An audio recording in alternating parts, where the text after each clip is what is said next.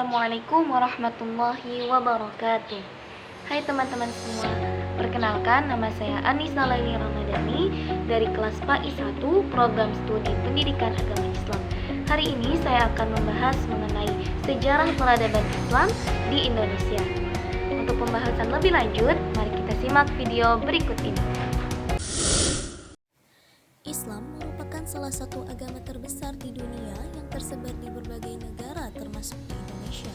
Masuknya Islam ke Indonesia memberi banyak perubahan dalam bidang sosial, budaya, pendidikan, dan bidang lainnya. Nah sobat, kira-kira kapan sih masuknya Islam ke Indonesia? Banyak perbedaan sudut pandang dan bukti sejarah menyebabkan munculnya beragam teori masuknya Islam ke Indonesia. Oleh karena itu, ada 5 teori yang diyakini sebagai pelopor masuknya Islam ke Indonesia. Yang pertama, teori Arab. Teori ini menyatakan bahwa Islam dibawa dan disebarkan langsung oleh bangsa Arab ke Indonesia pada abad ke-7 atau 8 Masehi pada saat kerajaan Sriwijaya mengembangkan kekuasaannya. Hal ini dibuktikan dengan adanya bukti sejarah Selat Malaka yang sudah ramai dilintasi para pedagang muslim dalam pelayaran dagang mereka ke negeri-negeri Asia Tenggara maupun Asia Timur. Pada abad ke-7, Asia Tenggara diyakini sebagai lalu lintas perdagangan dan interaksi politik antara 3 kekuasaan besar, yaitu Cina, Kerajaan Sriwijaya, dan dinasti Umayyah. Yang kedua, teori Cina. Teori ini menyatakan bahwa Islam dibawa dan disebarkan langsung oleh etnis Cina Muslim pada abad ke-7 atau 8 Masehi. Diyakini bahwa etnis Cina Muslim membawa Islam dari arah barat ke Indonesia melalui jalur perdagangan. Namun, kurangnya bukti sejarah membuat teori ini diragukan oleh berbagai ahli sejarah. Yang ketiga, teori Persia. Teori ini menyatakan bahwa Islam dibawa dan disebarkan langsung oleh orang-orang Persia pada abad ke-11 Masehi. Hal tersebut diyakini dengan adanya bukti pengaruh bahasa Persia yang digunakan oleh masyarakat Indonesia. Yang keempat, teori India atau Gujarat. Teori ini menyatakan bahwa Islam dibawa dan disebarkan langsung oleh orang India sekitar abad 12 atau 13 Masehi. Banyak ahli percaya bahwa orang-orang Gujaratlah penyebar Islam pertama di Indonesia. Bukti yang mendukung teori ini ditemukannya batu nisan di Pasai yang sangat mirip bentuknya dengan batu nisan di Cambai, Gujarat. Yang kelima, teori Turki. Teori ini diciptakan oleh Martin van Bruinessen dengan pemikiran masyarakat Indonesia menerima Islam bukan hanya dari orang Arab dan Cina saja, akan tetapi juga orang-orang Kudri dari Turki. Salah satu alasan dari pemikiran Martin adalah banyak ulama Kurdi yang berperan aktif dalam dakwah Islam di Indonesia. Nah sobat, itu dia teori-teori mengenai masuknya Islam ke Indonesia. Eits, tidak berhenti di situ. Dalam sejarah peradaban Islam di Indonesia memiliki beberapa strategi dalam penyebaran. Adapun strategi penyebaran Islam yang pertama adalah sebagai berikut. Yang pertama, jalur perdagangan. Yang kedua, melalui jalur dakwah.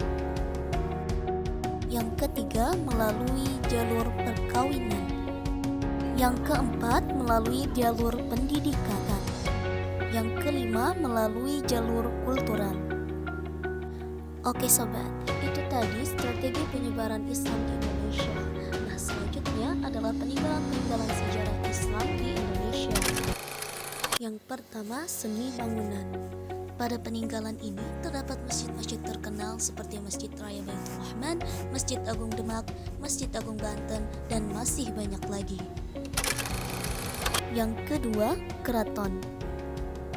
Adapun peninggalan keraton-keraton terkenal yaitu Keraton Demak, Keraton Kesepuhan, dan Keraton Surosowan. Yang ketiga, seni rupa.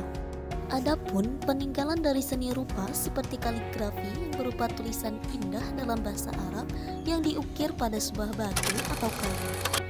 Yang keempat, seni sastra. Adapun peninggalan-peninggalan dari seni sastra seperti suluk, syair, hikayat, dan badar. Yang kelima, seni pertunjukan. Adapun peninggalan-peninggalan dari seni pertunjukan seperti seni gamelan, wayang, dan permainan debus. Inilah peninggalan-peninggalan sejarah Islam di Indonesia. Selanjutnya, dalam penyebaran Islam di Indonesia tidak lepas dari peran beberapa tokoh. Nah, berikut tokoh-tokoh yang menyebarkan Islam di Indonesia. Syekh Muhammad Arsyad Al-Banjari dan Syekh Muhammad Nafis di Pulau Kalimantan. Sunan Gunung Jati, Sunan Ampel, Sunan Gresik, Sunan Bonang, Sunan Giri, Sunan Derajat, Sunan Muria, Sunan Kudus, dan Sunan Kalijaga di Pulau Jawa. Hamzah Fansuri, Syekh Abdus Samad Al-Palimbani, dan Syekh Ahmad Katin Al-Minangkabawi di Pulau Sumatera.